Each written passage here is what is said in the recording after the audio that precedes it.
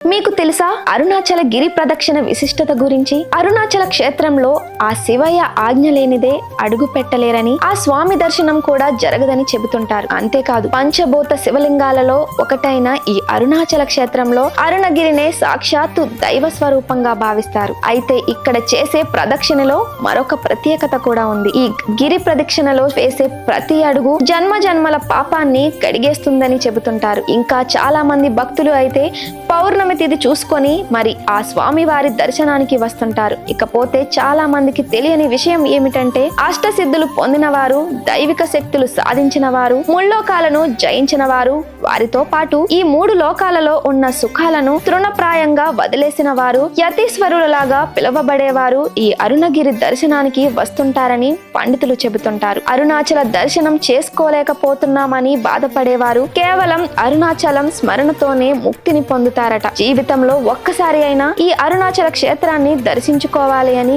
ఎంతో మంది సిద్ధులు, యోగులు చెప్తుంటారు. ఓం శ్రీ అరుణాచల శివ నమో నమః.